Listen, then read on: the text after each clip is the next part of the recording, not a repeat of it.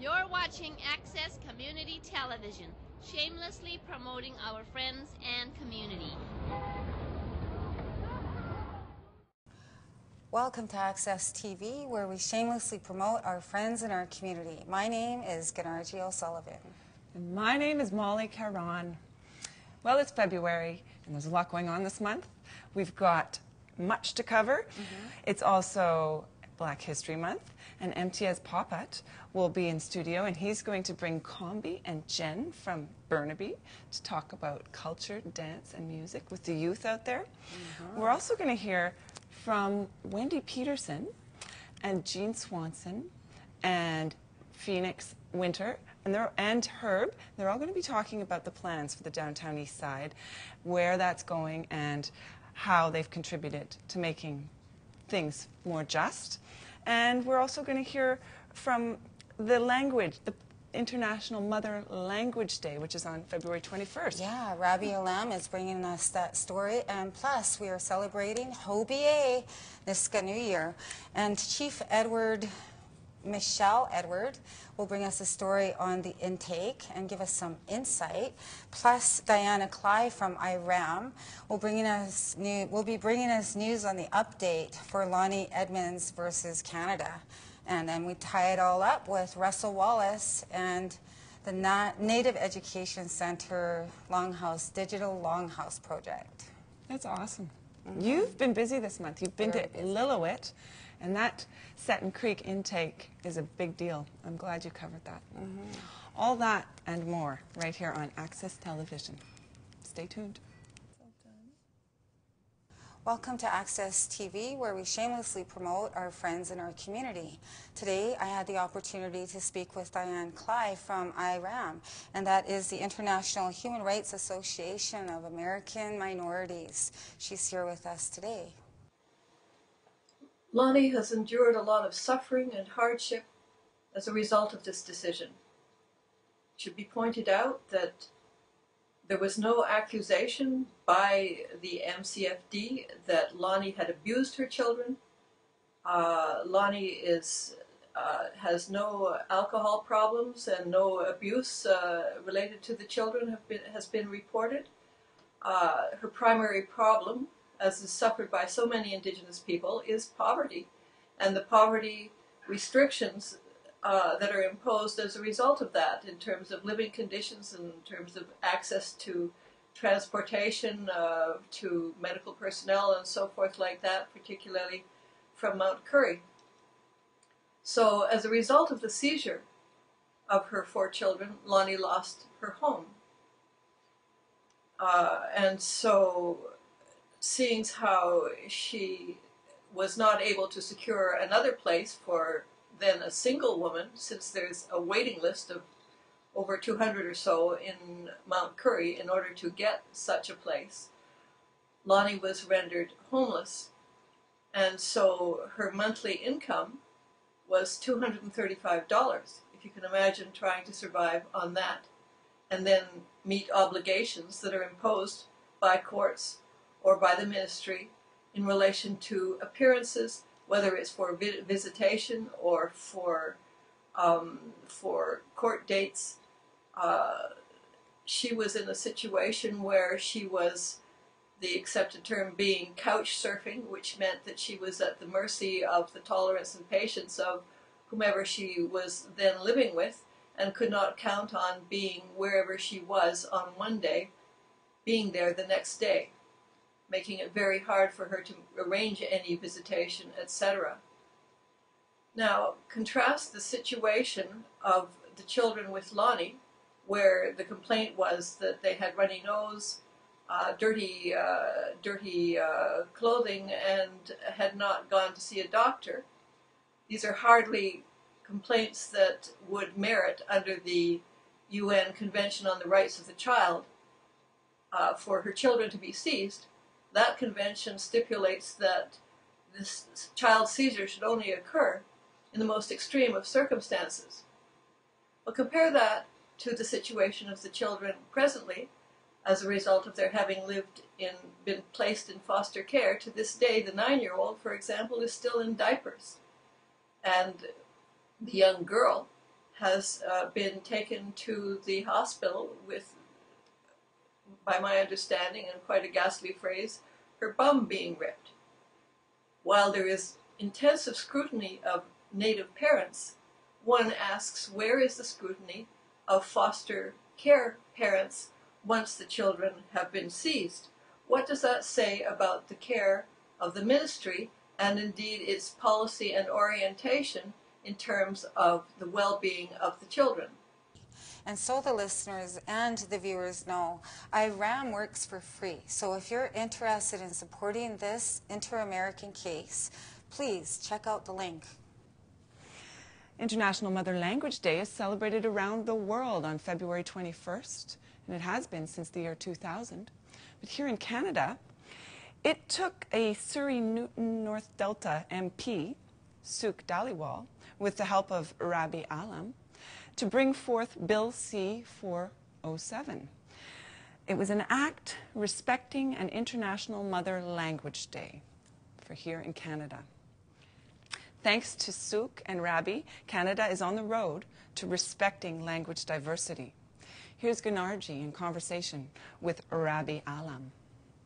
Thank you, Molly. And Mr. Rabi Alam, why was it so important for the MP Suk Dhaliwal to introduce Bill C-407 to the House of Commons? Well, Suk himself is from India. His mother tongue is Punjabi. And he comes from a riding which is settled by multi-ethnic groups where people speak at least 10 different languages from different parts of the world. So he recognized the importance and the value of recognizing the multicultural, multilingual society in Canada very much. And he agreed to take the message to Ottawa, and his friends, other MPs in Ottawa, they agreed to Suk that Suk can introduce a bill called Bill C-407, an act respecting International Mother Language Day. And it was introduced on February 21st, 2007. And what does this bill mean for all Canadians? Well, this bill shows that Canada really respects and Canada cares for people's mother languages, people's ethnic diversity, and their background. And it also shows to the world that people here, without fear, without restriction, they can keep their languages, they can practice their languages. Beautiful. And can you share some of your language with our viewers here at Access TV? Well, I can. My mother tongue is Bengali. I was born in Bangladesh. And this whole mother language movement started from Bangladesh, at that time called East Pakistan, where the language movement started to protect the Bengali language. And there are 2 university students who were killed by the police when they came out to the street protesting that our language cannot be put in the back burner. And after the death of 2 students, I think the whole movement took over the country. At that time, I was 11 in Bangladesh, and I came out on the street, I remember, sort of protesting against the government. Wow. So that's how it started. And if I can put it in Bengali, Amar Desh, Amar Bhasha, Ami ki bhulite pari. That means, my country, my language, how can I forget? So this has really embedded in me. And when I see people from different parts of the world, they're practicing, they're speaking in Chinese, they're speaking in Norwegian, they're speaking in Portuguese, there's some First Nations people speaking. Yeah. So I really enjoy and appreciate how they can freely express themselves. And it helps people really strengthen their inner strength. And at the same time, they bring a lot of value to who we are as Canadian, and it adds to the Canadian culture and Canadian values. Beautiful. I can see you're really excited about the mother tongue language. And there are other people out there who are just excited. Where can they find more information about the International Mother Language Day on February 21st? Well, when the Bill C-407 was introduced by Suk Dhaliwal, at that time our MP, a group called International Mother Language Lovers of the World, they put together a backgrounder, and this backgrounder outlines the evolution of International Mother Language Day and how it was approved by the UNESCO, recognized by the UNESCO and approved by it. And also it outlines how the languages, the First Nations language in Canada and what state it is in, and how some of the languages are in absolute risk of being disappearing. Mm-hmm. So, it's there. I have a copy here. Yes. And I'm sure, this will be able to show some lights too. And also for further information, I would suggest you can get in touch with the International Mother Language Lovers Group. They have website, and they have a lot of background information in there. Great. We've been speaking with Rabi Alam, who is responsible for developing the Act BC 407, along with Suki Dhaliwal, who is an MP for Newton, North Delton, British Columbia. In this next film, Spirit of the Language, shot and edited by Morgan Brandt, an Access TV volunteer, we will meet Mary and Ruth. They share with us the importance of maintaining their language, as well as their regrets and how much of it they've lost.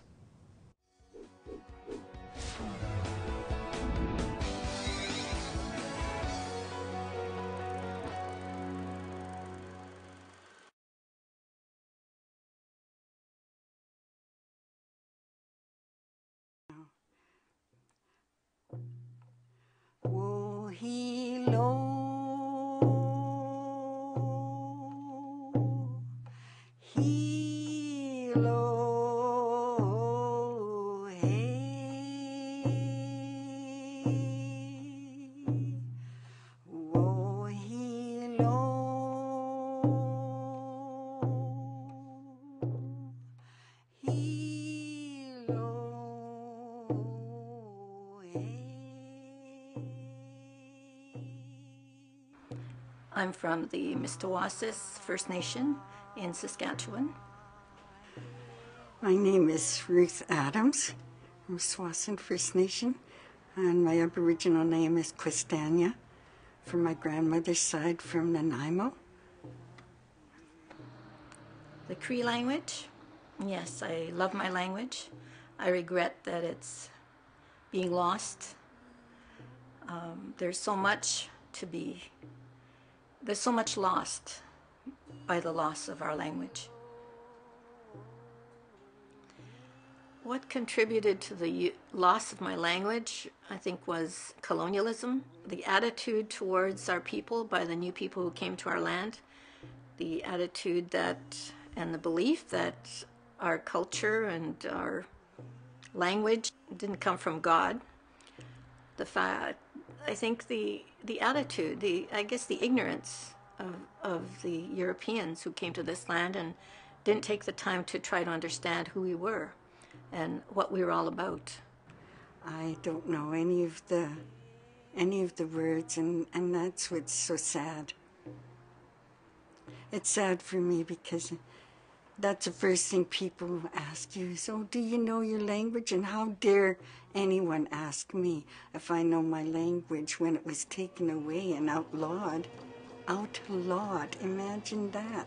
Outlawed, can you believe that someone would come along and throw you in jail for speaking your language? So I think it's very rude and it's very sad of the people to expect us to know our language and to do our regalia and do our dances when it was taken away and outlawed. It makes it very difficult. But this is why I do this. This is my regalia. because we're the Salmon people, so I do this for my grandchildren, great-grandchildren, to show them that we still have our ancestors with us. I do this for my mom and my dad, or for my grandparents. They didn't have this chance to speak to Canada the way I can speak now, so this is my gift to my ancestors and to my children, grandchildren, and great-grandchildren.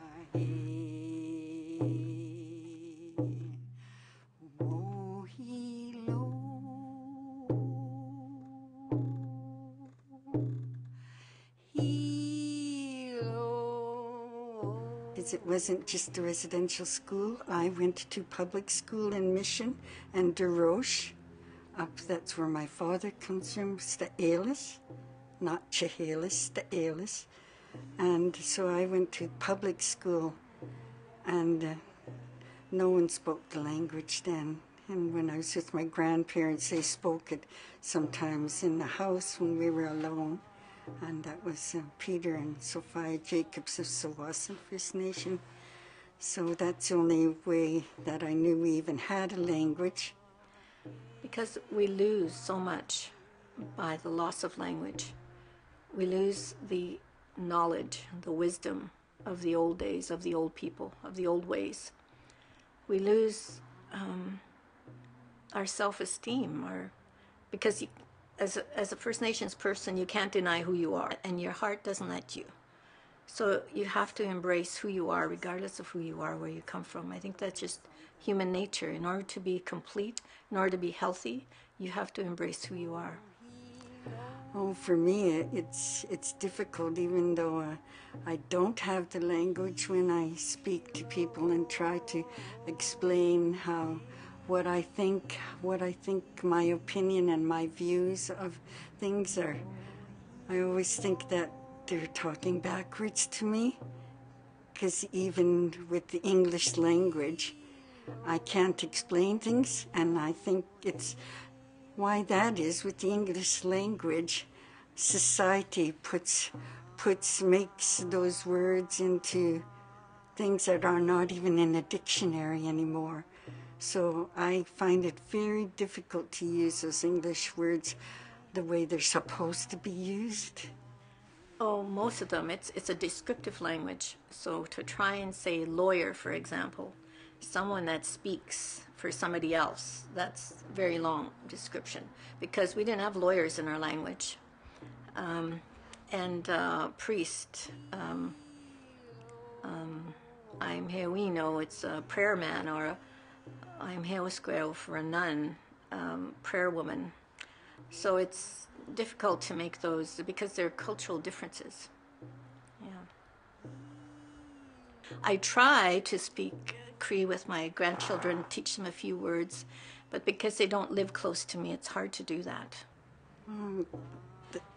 Lost our language for me and my generation. I'm 71 years old, and my parents didn't speak, so they lost it. But for now, with our treaty of Tsawwassen, we're teaching the young ones how to speak our language, Halkamekum, and it's very difficult. Well, it's to do with the spirit. It's a spiritual thing. I don't think you ever really lose your cultural identity, because it's also your spiritual identity. And even though I'm a Christian, I believe in Jesus, there's still something about it that makes Jesus Cree.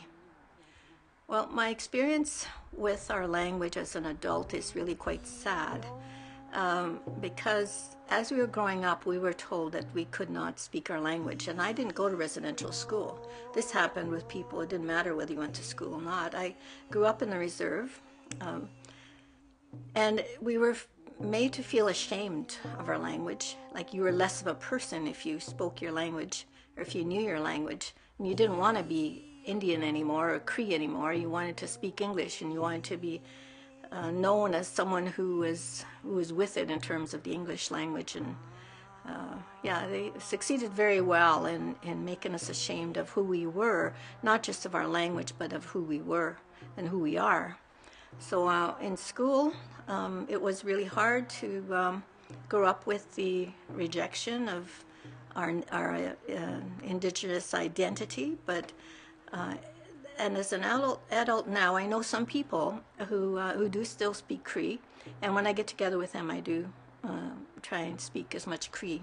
Cree is also a very fun language. It's kind, it's caring, and when I speak Cree with my friends, there's a lot of laughter, a lot of laughter. We're laughing all the time. Because I was ashamed of it and thought that maybe they were right, that something about our culture was evil or not of God. Eventually, God brought me back to my identity as a Native person. And I think I've been made whole by being able to embrace both my identity as a Cree woman and as a Christian woman. I think youth need to try to retain the language. I don't know, I wish I could do more to keep the language alive. We do sing in Cree at our circles, hummingbird circles that I do here for Hummingbird Ministries. But it's not enough.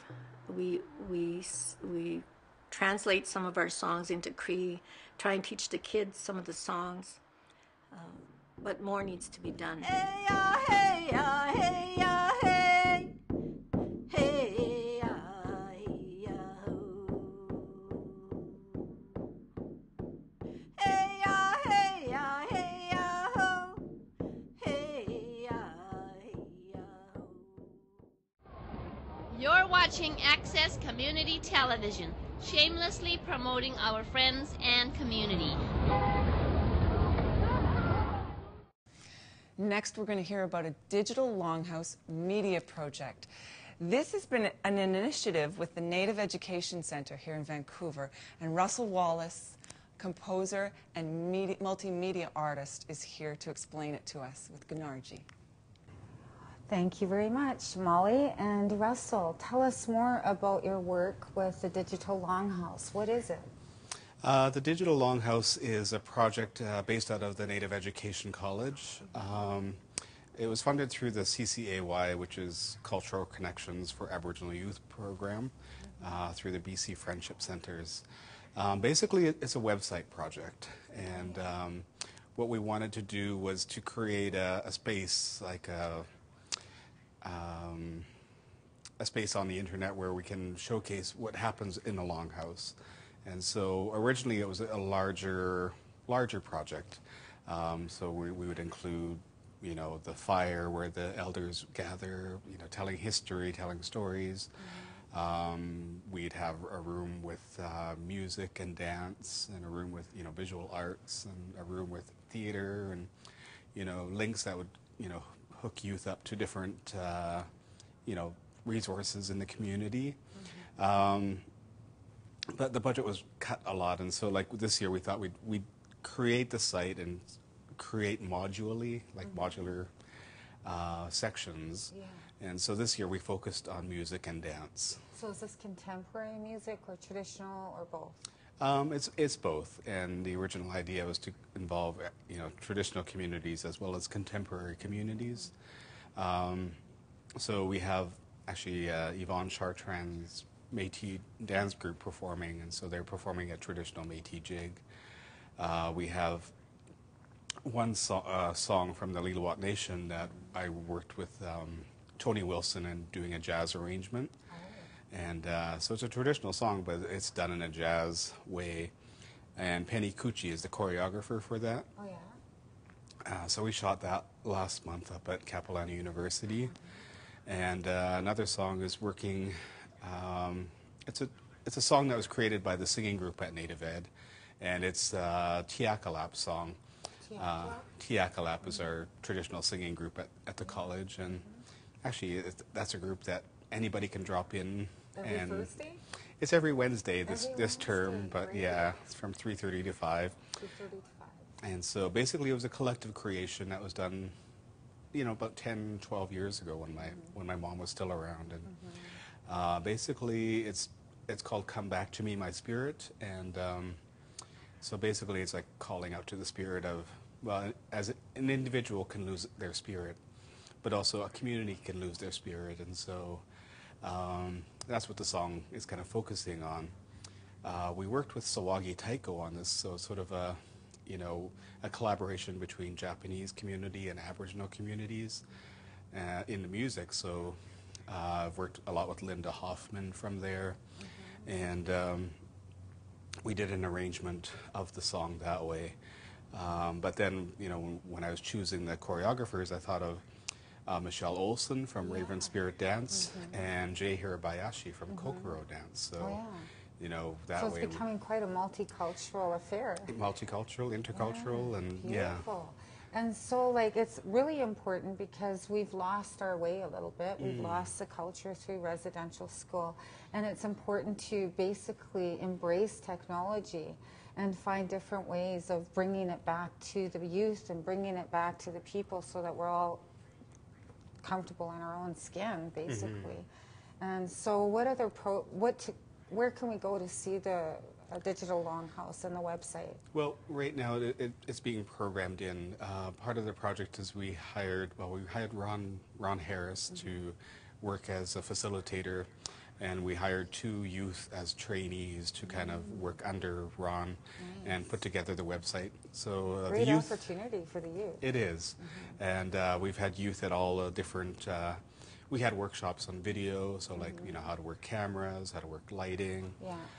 We had workshops in traditional dance and contemporary dance. So, and in Penny's piece, we have 2 youth dancers involved in the dance in front of the camera. So I mean that was a really great experience to see the youth kind of embrace dance and go with it.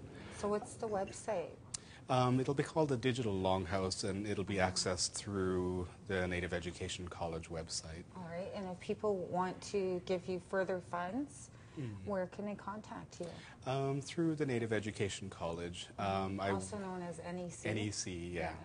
And I work there as a cultural coordinator, and so coordinating the youth project, the Elders Project, and amongst other things. So, but yeah, we are doing more in the arts community now, and yeah, it's really great that there's so many things happening there, which are really cool. All right, check out Digital Longhouse, www.digitallonghouse.ca or .com. We're still working. Okay. For more information on Russell Wallace, go to his website. He'll be at the Talking Stick Festival this February. Next up, we're going to find out what's going on upstream in Lillooet, where the Seton River Intake Project is unfolding without a lot of community consultation. Gunarji is in conversation with Michelle Edwards, chief of the Cayoosh Creek Indian Band. And what I'm here to talk about today is some work that's being done right in my community. My reserve boundaries are actually just right there, and we're standing on disputed land, which is called the Cayoosh Creek campsite. The district has wanted to put an intake in to supply the town with water.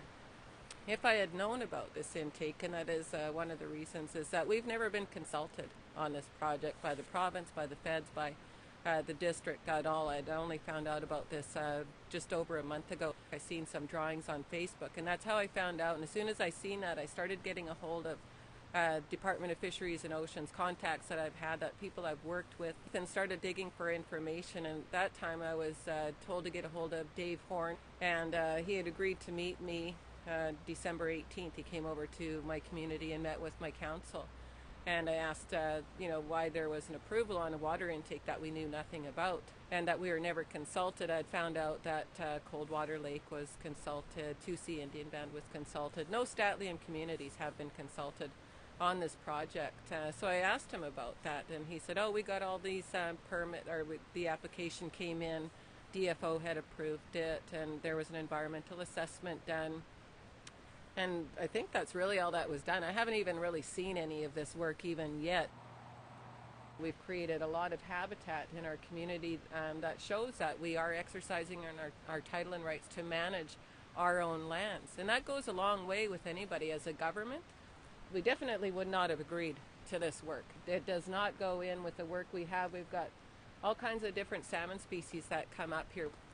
But you can see that this intake system is going to be built into the river. When I've talked to people, they said, It's got to be buried under the river, so you won't even see it. I'm going, are you guys nuts? You actually want to go in there and build something into this river that has been very important to us for a number of years, and you can see why. It's a small tributary from the mouth of the Fraser up to the dams. We have 4 dams that impact this river system.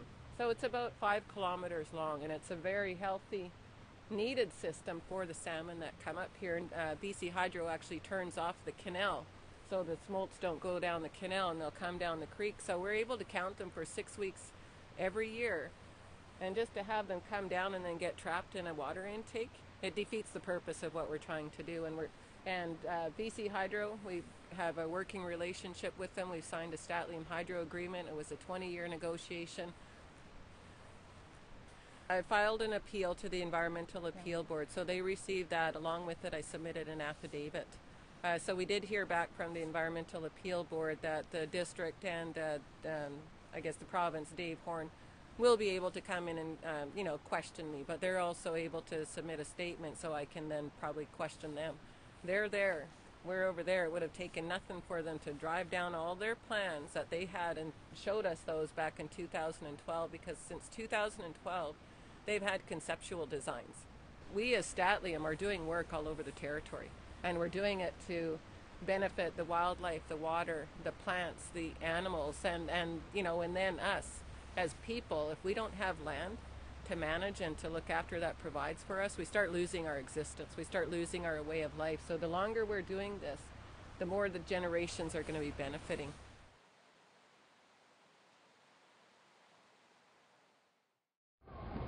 You're watching Access Community Television, shamelessly promoting our friends and community. Next up, we're going to hear from Wendy Peterson and Jean Swanson and Phoenix Winter and Herb Varley. They've all been very much involved in the local area plan for the downtown East Side. Hello, my name is Wendy Peterson, and I'm here with Access TV, shamelessly promoting our friends and community. Decades from now, we'll look back on the downtown East Side and we'll say that this year, 2014, was a watershed year for that historic community. On March 12th of 2014, the City Council's mayor and councillors, they'll make a historic decision about whether or not to accept a plan, a 30-year development plan for the downtown East Side. It's a meeting at City Hall that you're not going to want to miss. So we have with us in the studio today 3 people who've been actively trying to influence the outcome of that plan. We have Herb Varley, who's a Nisga'a and New Chalmouth man who has lifelong experience living in the downtown East Side, volunteering and working there. He's lived under the pressure of gentrification in a hotel, now lives in Aboriginal housing, and he was the former co-chair of the city's planning process around this plan. Welcome, Herb. We've got Phoenix Winter here. She's a long-term downtown East Side community member. She was formerly homeless, has lived with the stigma and struggle of mental illness, and she's also has been involved in the local area planning process since the start. And we also have Jean Swanson, who's been on Access TV before to talk about the downtown East Side. She's a long-term community member. She authored a 2-year study that was done with 1,200 residents in the downtown East Side that produced a vision for our community.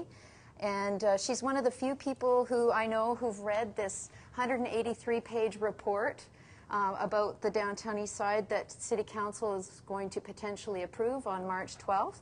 And she's been involved in the planning process too. Welcome, Jean Swanson. So thank you all for being here, and we want our audience to understand what this historic plan that's coming forth from City Hall is. So Phoenix, but could we back it up a bit? And Phoenix, could you tell us a little bit about who the Downtown East Side community is? One of the things that struck me about the Downtown East Side community when I came here, and I was homeless at the time, I was really, really lonely being homeless in other places. And when I came down here, there were so many people to talk to in the Downtown East Side. And people that would say, have you eaten yet? And they'd be willing to get me a meal. And one of the guys I knew, he only had $3 in his pocket, but he saw somebody else who looked hungrier than him. And he gave him his last $3 so he could get a meal. So it's the kind of community where people care about each other. And a lot of us didn't have family, and our family were the people on the street. And it's really, there's one guy who used to spend time on the corner every day, and Bingo would say hi to everybody that went by and give them hugs and advice, and it's that kind of a place. So how many people live in the downtown Eastside, and where do they live? Well, there's about 18,000 people that are said to live in the downtown Eastside, but there's a lot of people that make the downtown Eastside their orbit, their home, and they may not live there, but they come down there because that's where their friends are and that's where their community is. So the numbers is actually higher than that. And how many of them are low income, just quickly? Those are the low income people. The higher income people don't really want to be around there. So there's about 10 to 12,000 low income people out of the 18,000. And then Herb, so you got involved in this local area planning process with the city. Why did you get involved to make a plan for your community? That's a tough question, given that's everything that's happened in the past year. But the terms of reference, which Jean and I believe you negotiated for a year, the terms of reference basically sets out it's almost like the constitution of the committee, how it's going to run itself, the rules of how the committee governs itself. And this terms of reference was promising. It gave the low-income community a majority of the seats on the committee, which was pretty much unprecedented. You know, we're about 71% of the community down here, but we get probably about 0% of the say. So the terms of reference, this LAP, had the potential to really, really enhance our lives as a low-income community and maintain this togetherness. I have lived in other communities, and there isn't the same sense of togetherness. Right.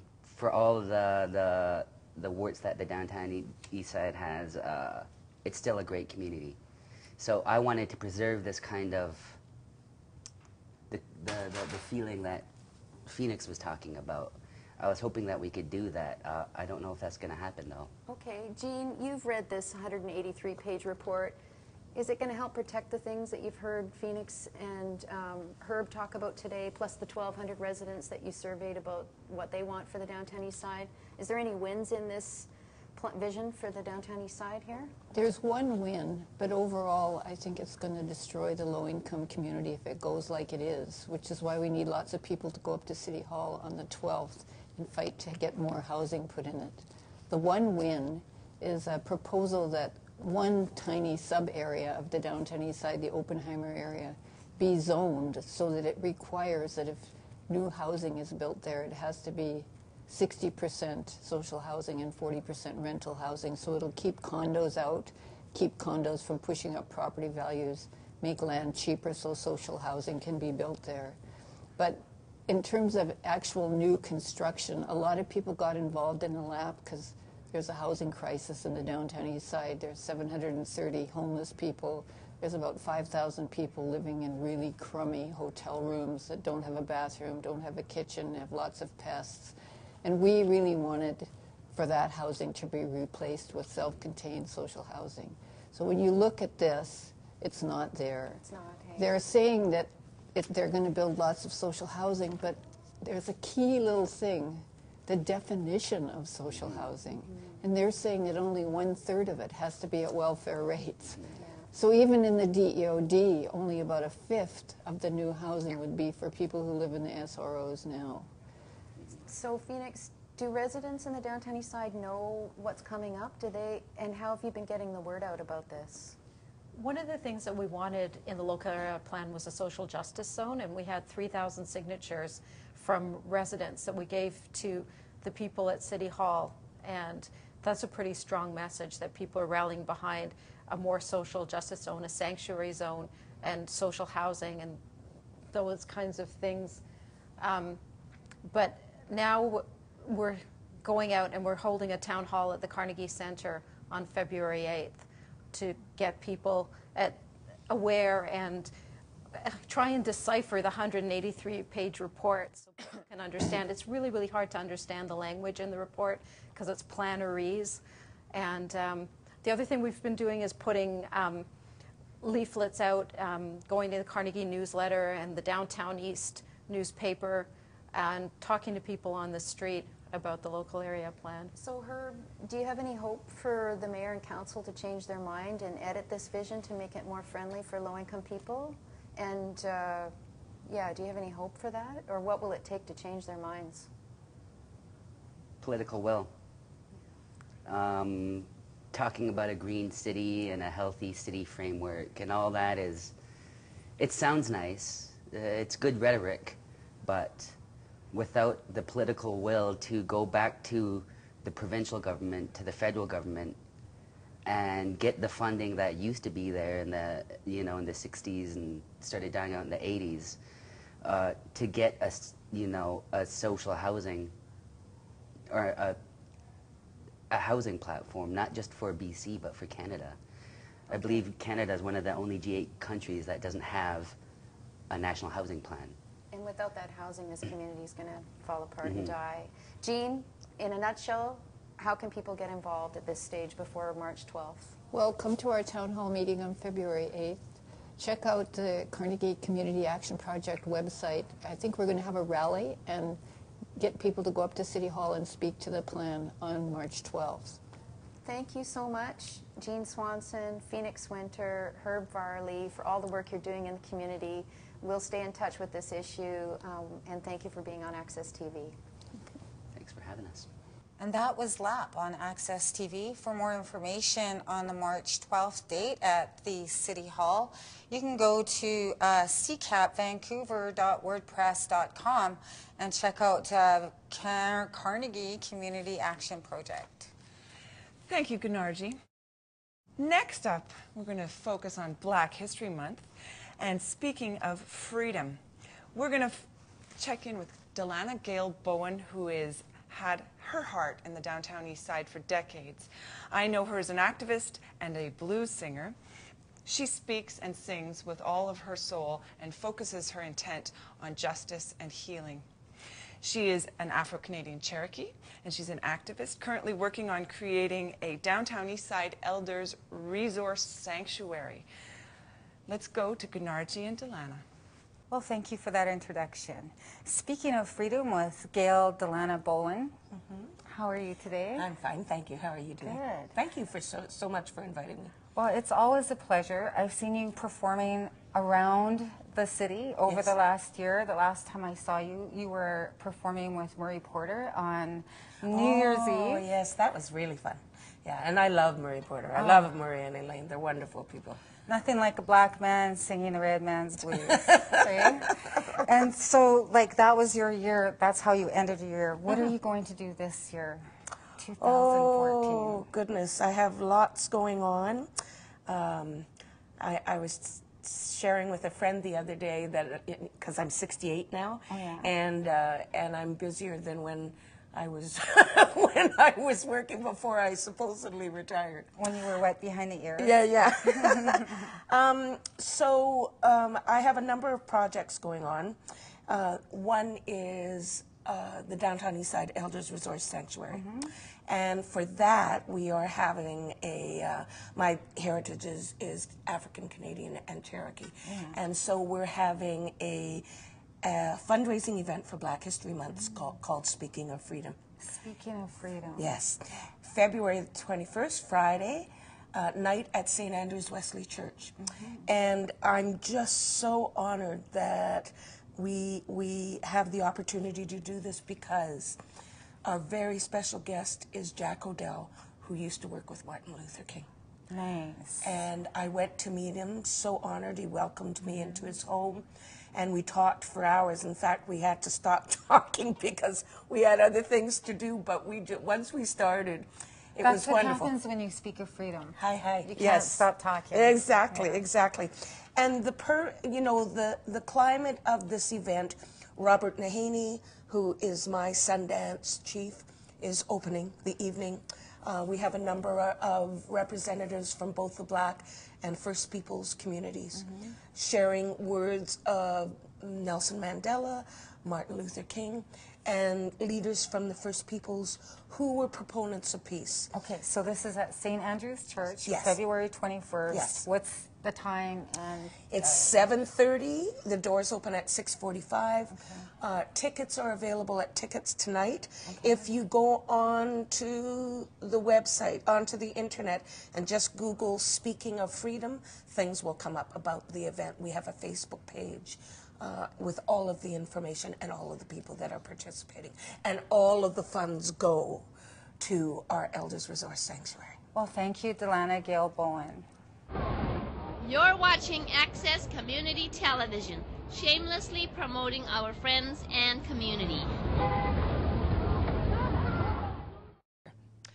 Oh, well, there ain't nobody gonna turn us around, turn us around, turn us around.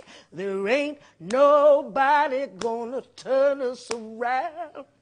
Keep on walking, keep on talking, trying to get to freedom land.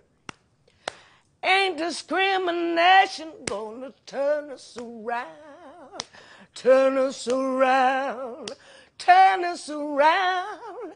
No discrimination gonna turn us around. We're gonna keep on walking, keep on talking, trying to get to freedom land. That's all you need. Well, next up, we're going to hear from MTS Popput. He's an Access TV correspondent, too, and he's going to cover Black History Month in Burnaby. Welcome to Access TV, and I have Kombi Nanjala and Jane Mobalama with me today. Jane's from Burn Creek Secondary School, and Kombi is from the African Great Lakes Networking Foundation. Happy Black History Month to you. Thank you. Thank you. So Kombi, you've been working with African youth in Africa and in Canada, and you work with African youth in Kenya with soccer. Why did you work with youth with soccer in Kenya? First of all, I'll thank you for allowing me to be here today. It's great. The reason why I started working with youth in Kenya, the kids were harassing women. They would run after our bags and steal and snatch and really, and then I said we can't run away from that truth. So that is when I organized 4 boys. And then I asked them if we could start doing soccer. And they said yes. In 1 week, we started soccer. In 1 month, I had 200 teams. Wow. From 1987 to 2000, I had helped 1 million kids, or over 1 million kids, from the streets of Nairobi back to getting themselves jobs or playing outside there. Great. Now you're doing the same thing here in Canada. I am doing the same thing here. I have put the kids together. I just want them to have a sense of belonging, and I would like to empower them. So you're doing soccer and you're doing an after-school program. I'm doing after-school program in Edmond Community School, and this came by when we did our first tournament last year, a 2-day tournament, and then after that the school approached us to do the drums, African drums in Edmond Community School, and we started it last week. Yeah, great. Yeah, that's in Burnaby. But you're also giving back to the community. Now you go to the downtown Eastside once a month, and you feed the hungry at the door is open? Yes, I started giving, when I came from Africa, I in fact wanted to work with people on the streets. I went straight to the inside. I was at the inside for 1 week, looking at what is doing. Yeah, this is inside. Inside, yeah. on Hastings. And then it was not like easy for me to go in there because everybody was old and he's decided to be there. So it was difficult for me to connect and start working with them. So what I did was to start feeding them. So 2009, I started feeding them on the streets. But then after that, I'm now feeding them on Open Door on Cordova. And I feed once a month. And I feed about 620 people, and I buy that food from myself and my family, and my son and me, we cook it and deliver it. Wow, that's very inspiring. Yes, that is what I'm doing. Right. Yeah. So Jane, you're celebrating Black History Month at Burn Creek Secondary School on the 27th of February. Yeah. End of this month. Yes. This is an annual event you do, right? Yeah, we do it each year. Yeah. For as long as I remember, since I've been So tell us what you planned for this year. This year we have planned a fashion show, dances that are African dances, music from Africa. We have people who are going to perform African songs that they wrote by themselves, and we have a spoken word that's going to be written about African tradition from a good friend of ours, and we have guest speakers, and we have a PowerPoint mentioning all the great Africans who have lived in Canada or anywhere around the world, and it's just going to be a wonderful night, and it'll be great. Right. And so where can people get tickets for that? They can come to our school on the day of the event, which is the 27th, at Burn Creek Secondary School. It's in Burnaby. Near Edmund SkyTrain Station. Yeah, near Edmund SkyTrain Station. The night of, which is at 5 o'clock. And the tickets will be sold at the door. Or they can go to the website that you mentioned to me, the Combi website. African Great Lakes. Yeah, African Great Lakes. Yeah, they can get more information there on how to get the tickets. Great. And there'll be lots of food and celebration. Oh, lots of African food. Yeah. It's great that there's been so much African immigrants here in Canada, and especially in Burnaby area. Yeah. So the work that both you're doing is really, really amazing, and you're involved with the celebration as well. I am. Yes, I am. When I saw her first, it's me who approached her, and I said, "What do you think about us, Africa?" And then she said, "Mama, this is what we need to do." And then she said, "We are planning to do something. We do something for Black history." I said, "I want to be one of that." And then I really volunteered. I said, "I'll make some attire. I'll make something that you want." Right. And then she said, "Yeah. Then if that is what you're going to do, we are going to take the proceeds after we deduct everything, and then it can be taken to Kenya." Then I said, "Yeah." We have to take to the orphanage in Kenya, and I'm so happy to be involved. Great. Well, thank you so much both for coming and talking to us about Black History Month and the celebration for that. And hope to see people there at the event. It'll be really exciting. Thank you for watching Access Community Television, supporting our friends and community. You're watching Access Community Television, shamelessly promoting our friends and community. For over 20 years, a vigil has been held in honor of missing and murdered women. The 2014 event for Crab Water for Life will meet at the Boulder in Crab Park on February 14th at 11 a.m. Please find it in your hearts to support the efforts that Crab Water for Life has made on behalf of the murdered and missing women of the downtown Eastside. The Gathering Our Voices Aboriginal Youth Conference is hosted by the BC Association of Aboriginal Friendship Centres and their Provincial Aboriginal Youth Council.